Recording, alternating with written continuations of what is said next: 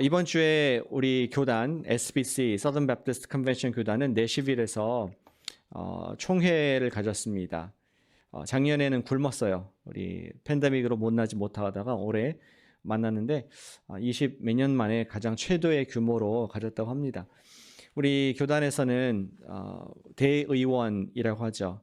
2명 내지는 3명의 교회 대표들을 총회에 파송해서 그들에게 투표를 하게 하고 교단의 중요한 일들을 함께 결정하는 시스템을 갖고 있습니다. 저와 제 아내도 매년 갔었는데 올해 내시빌에는 여러 가지 사정상 가지를 못했고 대신에 온라인으로 참석을 했습니다. 올해는 참 방송을 해줘서 참 좋더라고요. 이제 기술들이 좋아져서 직접 가지 못하지만 프론트로 시트에서 보는 듯한 그러한 감동이 있었습니다. 네, 그때 우리 SBC의 전체적인 리더십인 그 EC, Executive Committee라는 기구가 있습니다. 우리로 말하면 실행위원회이죠. 거기에 열 몇 분이 된 목사님들 또 우리 평신도들이 리더가 되었는데 매년도 안건들을 갖고 와서 함께 그것을 결정하는 그런 시간들을 갖습니다. 근데 올해의 그 결의안 중에 한 가지가 이런 것이 있었습니다. 우리 실행위원회는 영어로 we will empower SBC churches to put gospel above all. 우리 실행위원회는 SBC 교회들을 권고하여서 격려하여서 복음을 최우선에 두도록 하겠다. 그러한 것에 동의를 구했습니다. 그러자 한 대의원이 이제 질문을 하고 또 수정을 요청했습니다. 그렇게 또 적지 말고 실행위원회는 SBC 교회들이 무엇보다 복음을 우선순위에 둘 수 있도록 섬긴다라고 고쳐달라고 얘기했습니다. 그리고 그 이유를 얘기했는데 우리 교단은 어떠한 상임 기관이 교단이 교회에게 empower 권고하고 영향을 미치는 것이 아니라 존재하는 목적이 개교회를 섬기기 위해서 있는 것이다. 그래서 그런 용어를 바꿨으면 좋겠다라고 얘기를 했습니다. 그러자 우레와 같은 박수가 청중석에서 나왔습니다. 여러분 같으면은 지금 15,000명이 참석한 가운데 그러한 발언을 한 사람이 할 수 있겠습니까? 그러나 예상하셨겠다시피 그런 발언이 이루어졌고 많은 사람의 동의하에 투표를 해서 노란색 투표용지를 높이 들어서 거의 만장일치로 통과가 된 15,000명이 한 사람인 것처럼 결정이 된 그 모습 보면서 참 감동을 받았습니다. 자, 우리에게 저는 참 교단이 자랑스러운 이유 중에 한 가지가 우리에게 선택할 자유가 있다는 것입니다. 권리가 있습니다. 각 개교회가 하나님께서 피값 주고 사신 예수 그리스도의 신부라는 믿음을 갖고 있기 때문에 어떠한 기관도 교회보다 위에 있을 수 없다.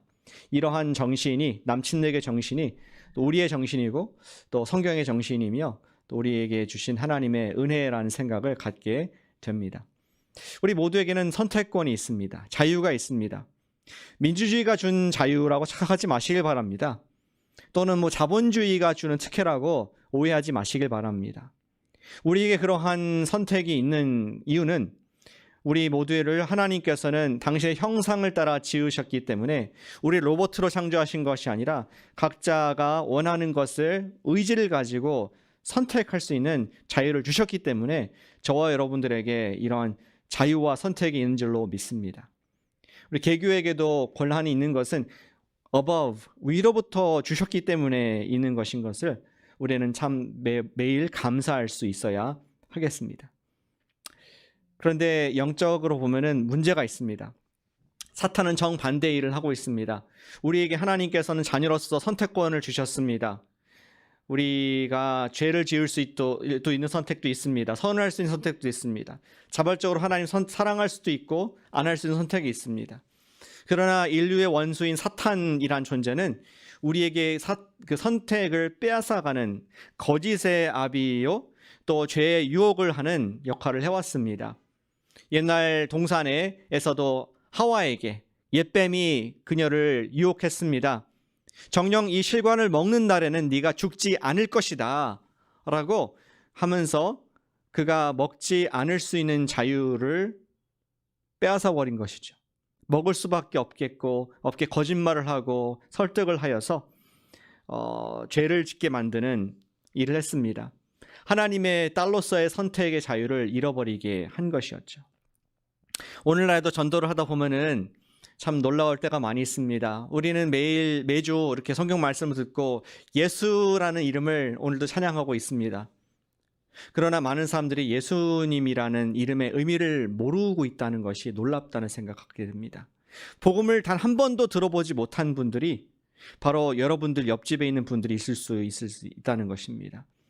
그것은 우연이 아니라 사탄이 문화의 확성기를 크게 맥스로 틀어놔서 하나님의 뜻, 복음, 우리 진정한 자유, 그리고 생명, 영원의 생명, 이것을 듣지 못하도록 선택을 제거해 버려서 세상의 가치관과 세상의 방식으로만 살게 하는 사탄의 거짓의 유혹을 우리는 매일 폭격을 당하고 있음을 보기를 원합니다.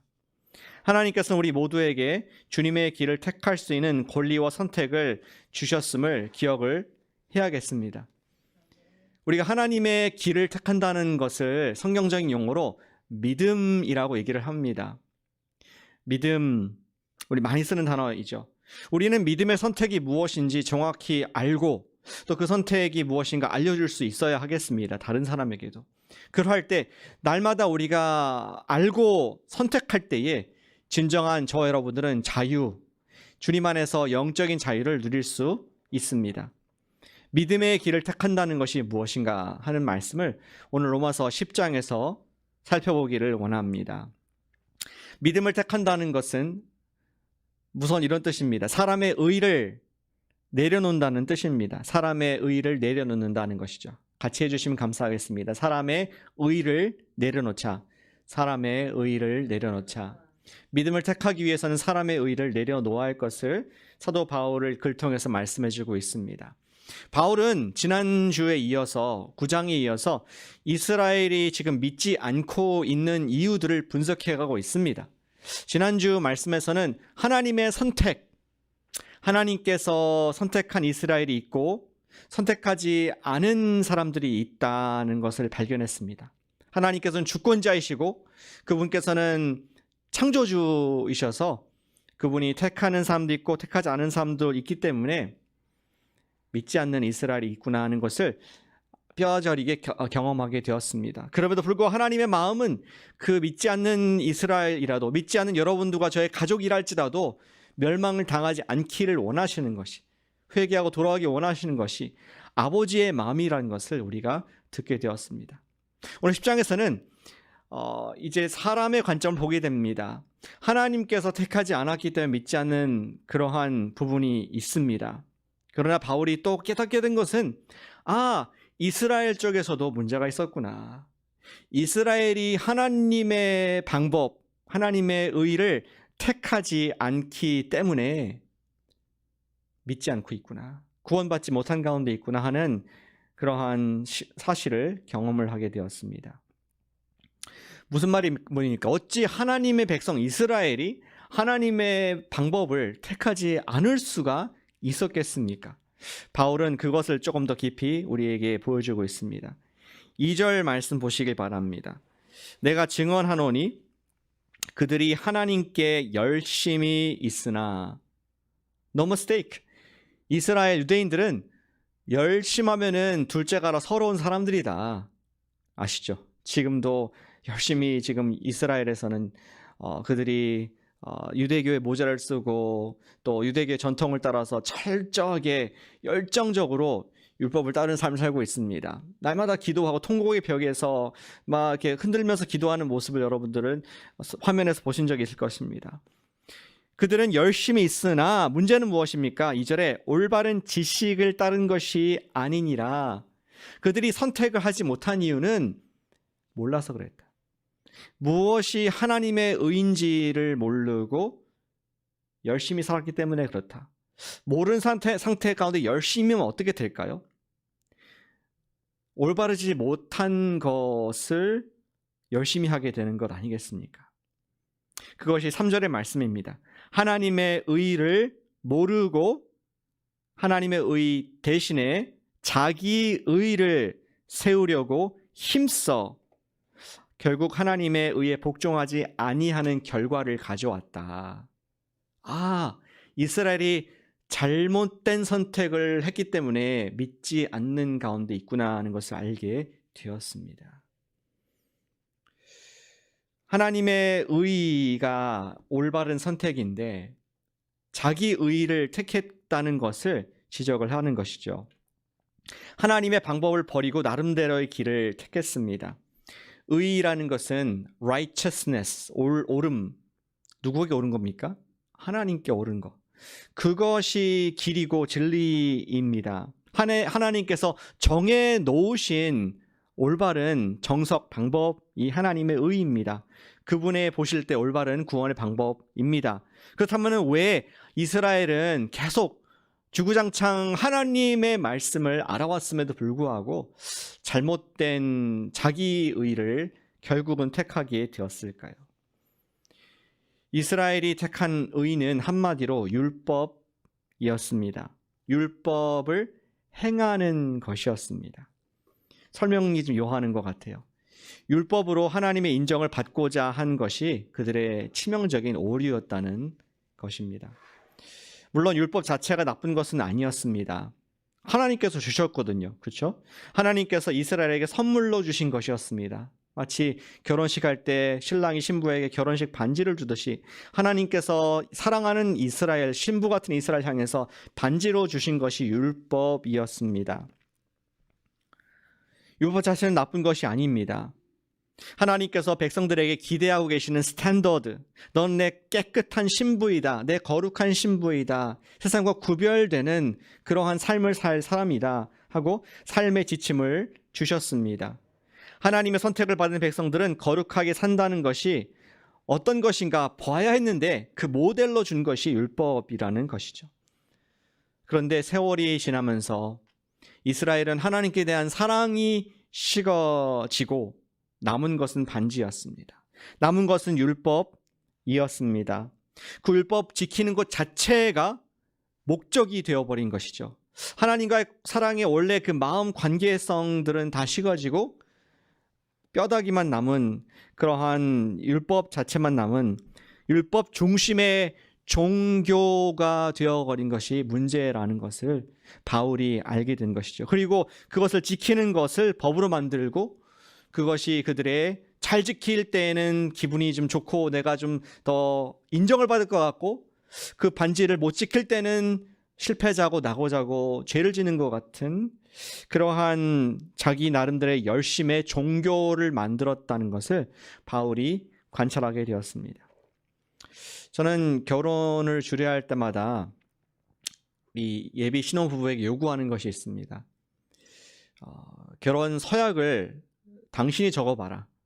남편은 아내를 위해서, 아내는 남편을 위해서 진심의 마음을 담아서 결혼 약속을 적어봐라. 이렇게 숙제를 줍니다.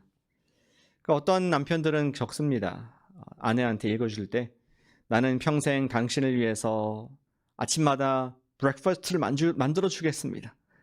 평생 고생 안 하고 행복하게 만들어 주겠습니다. 라고 지키지도 못할 약속을 막 담대하더라고요. 또 아내도 남편에게 말을 합니다. 정말 내가 평생 당신을 칭찬하고 당신만을 바라보며 살겠습니다. 라고 역시 자기가 무슨 약속하는지 모르고 얘기합니다. 물론 진심의 어린 마음에서 나온 그러한 서약의 사랑의 모습일 것입니다. 그런데 만약에 그 서약이 율법이 된다면 어떤 모습일까요? 아마 신혼 초기에는 신혼의 힘을 빌어서 열심히 남편이 아침을 만들어주고 기쁘게 만들어줄 것입니다. 그런데 1년, 2년, 5년, 10년이 지나면서 어느 날 아침에 남편이 깜짝 놀라서 일어났습니다. 늦잠을 잔 겁니다. 아내한테 밥을 만들어줘야 되는데. 그리고 두루 떨고 식은땀이 흐른 것입니다. 만약에 내가 오늘 아침에 밥을 못 만들어줬는데 이혼당하는 것이 아닌가. 만약에 그러한 마음으로 사는 부부가 있다면 얼마나 불행하겠습니까? 그러한 기계적인 어떤 칭찬, 기계적인 섬김이 얼마나 그 결혼 생활을 화석화시키겠습니까? 진정한 사랑의 언약이 계약이 되어버린다는 것이 바로 종교라는 화석으로 우리의 신앙이 변해버린다는 것입니다. 유대인들이 그랬습니다. 하나님께서 사랑의 언약으로 주신 율법, 너희들은 나의 백성이기 때문에 이렇게 살게 될 것이다. 이런 모습이 정말 기대하는 모습이다. 예, 주님 정말 사랑합니다. 내가 그렇게 살도록 노력해 보겠습니다. 라고 사랑의 언약을 했는데 사랑은 다 식어져 버리고 율법만 남아서 이것을 지키면 하나님의 인정을 받는 것이고 지키지 못하면 하나님 저주를 받는다는 것으로 계약으로 떨어져 있는 율법에 대한 열정, 하나님께 대한 열심을 식어버리고 율법에 대한 열정만 남아있는 껍데기의 종교인의 모습을 바울이 유대인에게 밝혔기 때문에 잘못된 선택을 한 자기 의를 선택한 유대인들을 가슴 아파하는 모습에서 10장의 초반부를 적고 있는 것을 보게 됩니다. 결혼 반지가 그들에게 하나님의 인정을 받는 그러한 족쇄로 바뀌어버린 것이죠. 우리에게도 그런 모습이 있지 않나 돌아보기를 원합니다. 하나님의 인정을 받으려고 노력하는 모습 말입니다. 혹시 하나님의 인정을 받으려고 교회 나오신 분이 계십니까? 주일 성수를 안 하면은 하나님께 벌 받을 것 같아서 그렇게 하는 분은 있지 않습니까? 하나님의 사랑을 받으려고 착하게 삶을 사는 삶을 종교적인 삶이라고 말을 합니다. 우리는 종교인이 되어지 말아야겠습니다. 우리는 예수의 사람이 되어야겠습니다. 종교의 사람이 되지 않기를 축복합니다. 세상의 모든 종교들이 그러한 삶을 추구하고 있습니다. 불교는 욕심을 버려서 열반에 들어가야 한다고 그렇게 주장합니다. 힌두교에서는 좋은 업보, 그 카르마를 쌓일 때에 짐승으로 태어나지 않고 사람으로 태어난다. 윤회를 가르치고 있습니다. 유대교에서는 율법을 지켜야 하나님 백성으로 구원을 받는다고 믿습니다. 또 혹시 우리 중에서는 복을 받기 위해서 헌금을 해야 한다고 생각하는 분은 계시지 않습니까? 실상은 아무도 착한 행실, 카르마가 되었던 참선이 되었던 선행이 되었던 아무도 착한 행실로 구원을 그 방법으로는 자기의 의로는 구원을 받을 수 없다는 것이 바울의 가르침, 성경의 가르침이라는 것이죠. 여전히 자기의 노력과 의로 무엇을 이루려고 하나님의 인정을 받으려고 하는 사람은 하나님의 영광이 얼마나 큰지를 이해하지 못하는 것입니다. 무지하다는 것이죠. 바울이 말한 우리 3절에 우리 2절에 올바른 지식을 따르지 아니하다, 무지하다는 것이 바로 그러한 뜻입니다. 우리 중에 누가 아무리 한국 갈 돈이 없어서 비행기표가 없어서 나는 수영해서 가겠다, 태평양을 건너가서 수영해서 건너가겠다 하는 사람이 있겠습니까? 그것은 무지한 것이 아니라 미친 짓이겠죠. 이 세상 인류 중에 아무도 아무리 자기가 수영을 잘하고 아무리 열심히 특심해도 태평양 바다를 건너서 아시아로 갈 수 있는 사람은 한 명도 없습니다. 하물며 하나님의 그 영광의 바다를 건너서 자기 의의 작은 뗏목을 가지고 가는 그러한 사람은 미친 사람, 무지하주 중에서 가장 무지한 것이지 불가능한 것을 알지 못하는 것이죠. 그러나 우리는 그러한 노력을 하고 있다는 것입니다. 종교인이 된다는 것은 나의 참선, 나의 카르마, 나의 선행을 통해서 하나님의 인정, 하나님의 구원을 받겠다, 무지에 따른 열심이다, 자기 의이다라고 잘못된 선택인 것을 바울은 우리에게 말씀해 주고 있습니다. 사랑하는 여러분, 사람의 의를 매일 내려놓으시는 여러분과 제가 되시기를 축복합니다. 우리도 매일 자기 의를 사실은 붙잡습니다. 생각할 때 아까 태평양 건너는 거 생각할 때 말도 안 되는 것이다, 웃을지 모르지만 사실은 우리 마음과 내재적으로 죄성이 있어서 우리는 merit system, 실적제에 너무나 익숙한 사람들입니다.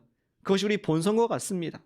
뭔가 내가 노력해야지 얻게 되는 게 당연하지, 그게 맞다라고 그렇게 입력이 프로그램이 돼 있어서 하나님의 나라에 가는 것도 자기 의로 가고 싶은 그러한 갈증이 있는 그런 연약함 있는 존재인 것을 고백하게 됩니다. 믿음을 택한다는 것은 첫 번째로 자기의 의의를 내려놓고 철저히 부인한다는 뜻입니다. 내가 죽는다, 나는 십자가에 죽는다, 나의 의, 나의 노력, 나의 어떤 선함 모두 다 거짓, 모두 다 쓰레기로 여긴다 하는 것이 우리의 저와 여러분들의 고백이 되길 원합니다.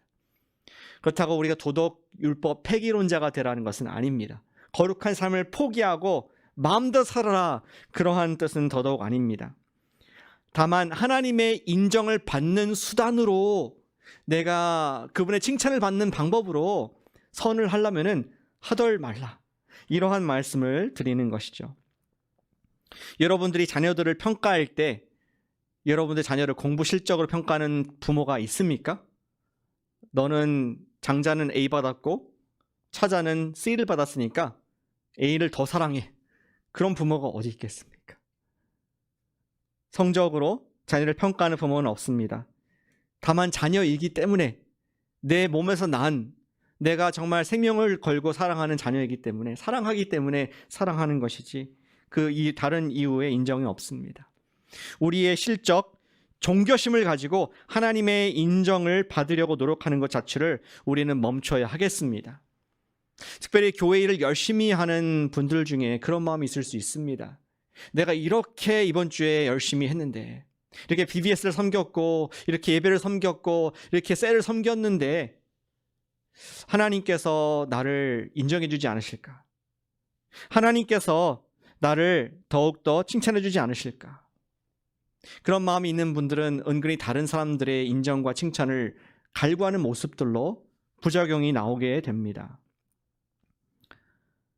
남들이 알아주지 않아도 예수님을 사랑하기 때문에 한 사람이 종교인이 아니라 예수의 사람인 줄로 믿습니다.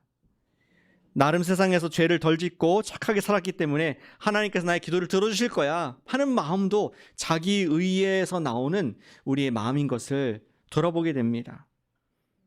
또 반대로 죄책감에 억눌려서 나는 정말 하나님의 인정을 받지 못하는 사람이야, 늘 죄만 짓고 자신 없는 모습으로 있기 때문에 나는 교회 갈 오늘 동기가 없어, 하나님 뵐 면목이 없어 하는 것도 또 모양은 다르지만 똑같은 가치관입니다. 나의 실적에 따라서 하나님의 인정을 받고 안 받고, 우리 그런 것 좀 내려놓자는 것입니다. 자기 의의를 내려놓는 것이 우리가 진정한 믿음을 택할 수 있는 전제 조건이 되는 것을 바울이 깨닫고 저와 여러분들에게 도전을 하고 있습니다.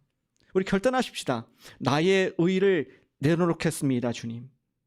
오늘 아침에 정말 내 업적, 내 잘남 혹은 나의 못남, 이것에 의해서 주님의 평가가, 희비가 갈라지는 것을 내가 내려놓길 원합니다. 나의 평가의 근거는 나의 의, 나의 업적, 내가 아닙니다 고백하는 그러한 성도님, 저와 여러분 되시길 축복합니다. 믿음을 택한다는 것은 자기 의의를 내려놓는다는 것입니다. 그리고 두 번째, 믿음을 택한다는 것은 하나님의 의의를 택한다는 것입니다. 같이 해주시면 감사하겠습니다. 하나님의 의의를 선택하자. 하나님의 의의를 선택하자. 바울은 이어서 9절에서 이렇게 말을 합니다. 네가 만일 내 입으로 예수를 주로 시인하며 하나님께서 그를 죽은 자 가운데 살리신 것을 내 마음에 믿으면 구원을 받으리라. 조건입니다. 선택입니다. 믿음은 선택이라고 말씀을 하는 것입니다. 하나님께서 정해놓으신 구원의 방법을 선택하는 것이 믿음이다. 하나님의 방법은 무엇입니까? 하나님의 죄에 대한 승부수, 온 인류를 구원하기 위한 하나님의 구원의 이름, 유일한 이름, 승리의 이름, 하나님의 의는 예수님인 줄로 믿습니다.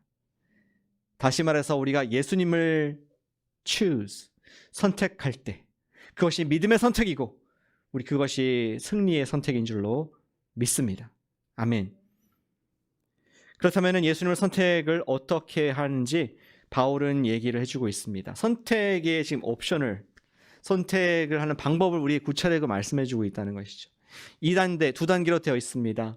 하나는 믿음의 마음이고 두 번째는 믿음의 입술입니다. 믿음의 마음, 믿음의 입술로 우리는 주님을 선택할 수 있습니다. 믿음은 무엇입니까? 진실된 마음입니다. truthful heart. 남녀 결혼하는데 마음 없이 결혼할 수 있겠습니까? 사랑하지 않는데 나이가 찼다고 자꾸 어른들이 푸시해가지고 그냥 적당한에 결혼하는 사람 있겠습니까? 마음이 있어야지, 사랑하는 마음이 있어야 결혼이 성사됩니다. 우리가 하나님을 선택할 수 있는 것도, 하나님의 의를 선택하는 수 있는 것도 마음이 있어야 선택을 할 수 있다는 것이죠. 무슨 마음입니까? 우리 9절 후반부에 보시니까 하나님께서 그를 죽은 자 가운데서 살리신 것을 내 마음에 믿으면, 믿는다는 것은 마음으로 동의를 한다는 것입니다. 무엇입니까? 하나님께서 주신 하나님의 아들 예수님께서 십자가에서 죽으사 나의 모든 현재, 과거, 미래의 죄까지 단번에 완전히 영원히 용서해 주셨다는 것을 내가 인정하는 것. 그리고 그 예수님께서 부활, 죽은 자 가운데서 살리신, 사신 것을, 이제는 그가 죽음을 이기신 유일한 하나님의 아들이시다, 구세주이시다, 그 주님이시다는 것을 내 마음에 인정하는 마음이 있을 때에 우리가 믿음을 선택하는 것이라고 말씀할 수 있겠습니다. 우리 믿음을 마음으로 인정한다는 것은, 우리 예수님을 인정한다는 것은 그분께 우리 인생을 맡기겠다는 동의입니다. 그분이 살아계신 하나님의 아들이시라면은 내 방식을 이제는 버리고 당신의 방식을 택하겠습니다라는 동의. 내 인생의 보좌에서 내려와서 King Jesus, 예수님이 나의 왕이십니다, 나의 최고의 통수권자이십니다 라고 마음으로 인정하는 것이 마음의 진실된 믿음입니다. 그리고 두 번째, 믿음은 어떤 방법입니까? 우리 마음의 인정일 뿐만 아니라 두 번째는 입술의 고백입니다. 진실된 고백.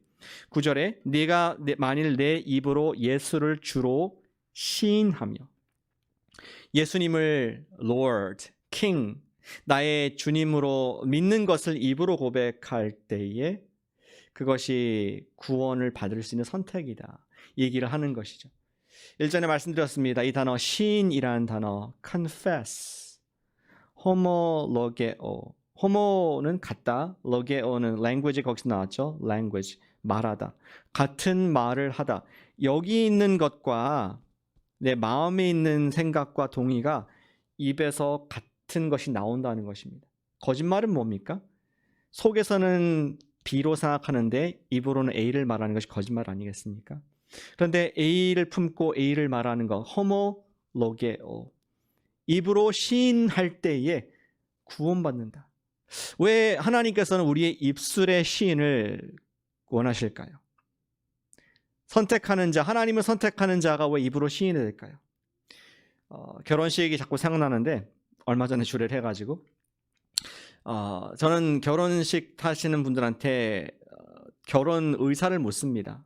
이런 생각할 때 너무 당연하지 않나, 여기 결혼식까지 여기 와서 서 있는데 결혼할 의사가 당연하지 않나 생각할지 모르지만 여러 증인들 앞에서 일부러 묻습니다. 신랑 김성열 군은 여기 있으니까 우리 신부 윤영 양을 검은 머리가 팥뿌리가 되도록, 검은 머리가 팥뿌리 안 될 것 같은데 항상 이게 동안이고 머리가 까매서 팥뿌리가 되도록 죽도록 사랑하겠습니까? 결혼할 남편의 정절 의무를 다하겠습니까? 그럴 때 질문을 하고 답을 요구합니다. 예라는 말을 들어야 합니다. 신부에게도 마찬가지로 묻습니다. 하겠습니까? 신부의 책임을 다하겠습니까? 예라는 말을 할 때에 법적인 효력이 있는 것이죠. 마음으로 인정할 뿐만 아니라 그것을 공개적으로 고백할 수 있는 사람이 바로 믿음의 선택을 하는 모습이라는 것을 바울이 얘기를 해주고 있습니다. 우리는 입술의 고백을 통해서 내가 예수 그리스도를 나의 구세주와 주님으로 영접합니다, 아멘 하는 순간 우리는 구원을 받는다라고 말씀해주고 계십니다. 그리고 마치 결혼하기로 결정하고 서로 사랑 고백한 다음에 결혼식이 이루어지듯이 주님께서는 그러한 믿는 자들을 아버지와 아들과 성령의 이름으로 침례를 베풀라, 세례를 베풀라. 침례와 세례가 우리 믿음을 선택하는 과정의 마지막인 것을 성경은 말씀해주고 있습니다. 혹시 우리 중에 침례나 세례 안 받은 분 계십니까? 여러분들 확실히 선택하시길 바랍니다. 예수님을 끝까지 선택해서 공개적으로 고백하시는 축복이 있으시기를 그렇게 소망하고 축복합니다. 뭐냐고요? 우리 신부가 I do 결혼합니다 라고 말한 것처럼 신랑이신 예수님께서도 우리를 시인할 것이라고 말씀하셨습니다. 마태복음 10장 32절 말씀에 누구든지 사람 앞에서 나를 시인하면 호모로게오 하면 나도 하늘에 계신 아버지 앞에서 그를 시인할 것이요. 주님께서도 저와 여러분들을 시인하신다고 말씀하셨습니다. 사도 바울은 우리 믿는 사람들의 고백을 돕기 위해서 말을 합니다. 13절에 이렇게 얘기를 하고 있죠. 이것을 정리하면서 말하기를 누구든지 주의 이름을 부르는 자, 육성으로 입으로 고백하는 부르는 자, call out, shout out the name of Jesus. 누구든지 예수의 이름을 부르는 자는 구원을 받으리라. 아멘. 믿음을 확실히 선택하는, 그냥 예수 믿을게요, 어디 비밀리 얘기하는 것이 아니라 확실히 선택하라는 그러한 권면을 지금 유대인들에게 그리고 저와 여러분들에게 하고 있는 것입니다. 예, 그렇습니다. 믿음을 선택한다는 것은 의도적으로 예수님을 선택을 한다는 것입니다. 저는 한 단계 나가서 적용으로 나가길 원합니다. 의도적으로 우리가 매일 예수님을, 오늘도 우리 믿는 사람들이지만 예수님을 선택을 하시기를 축복합니다.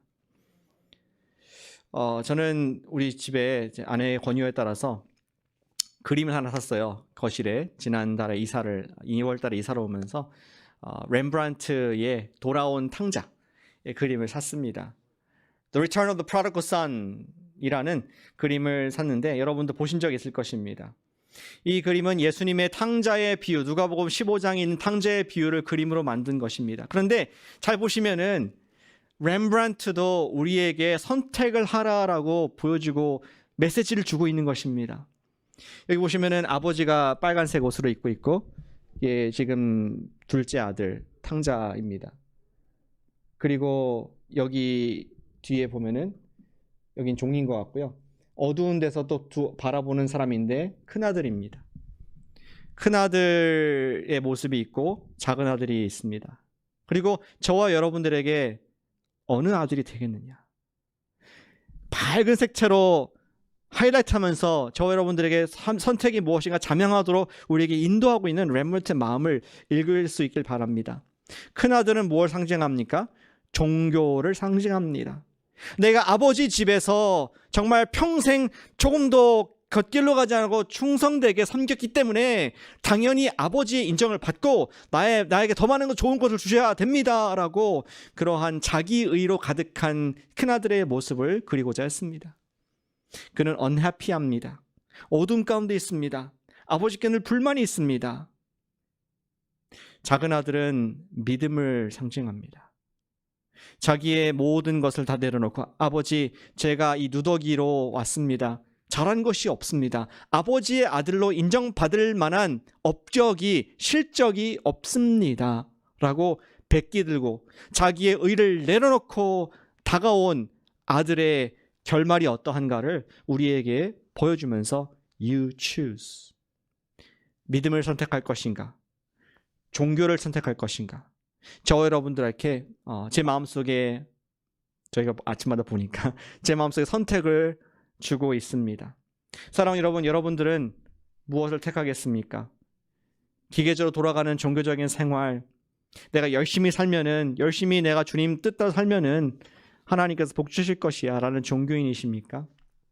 아니면은 정말 하나님께서 이미 날 용서해 주셨고 오늘도 나를 사랑을 받는, 한 몸을 받는 하나님의 아들 예수를 핏값 주고 사신 존재이라는 감사한 가운데에, 감격 가운데 믿음으로 살고 있습니까? 우리는 매일 믿음을 택하시기를 축복합니다. 그 말인즉슨 우리 아침마다 예수 그리스도를 구세주와 주님으로 믿고 찬양합시다. 고백합시다. King Jesus, 전 그 말씀 좋습니다. 예수님 나의 왕이십니다. 나의 주님이십니다. 신앙생활에 기쁨이 많이 식었다면은 당신의 신앙이 종교가 되었다는 반증일 수 있습니다.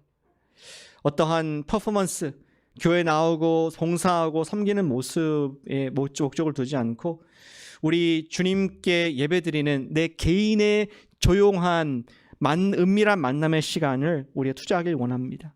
하루에 몇 분이나 그분의 사랑을 묵상하십니까? 하루에 몇 분이나 그분께 당신의 사랑을 고백을 하고 계십니까? 너무나 바쁜 삶 살기 때문에 우리는 계속 실적제의 삶의 유혹을 받을 수밖에 없습니다. 여호수아 24장 15절 말씀이 생각납니다. 여호수아도 말씀하고 있습니다. 만일 여호와를 섬기는 것이 너에게 좋지 않게 보이거든 너희 조상들이 강 저쪽에 섬기던 신들이든지 또는 너희가 거주하는 땅에 있는 아모리 족속의 신들이든지 너희가 섬길 자를 오늘 택하라. 오늘 나와 내 집은 오직 여호와를 섬기겠노라. 아멘. 아침마다 의도적으로 밤마다 의도적으로 주님을 택하는 우리 되기를 축복합니다.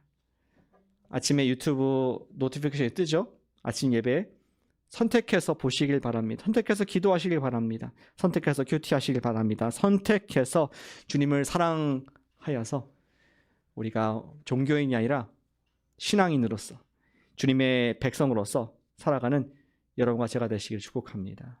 기도하겠습니다.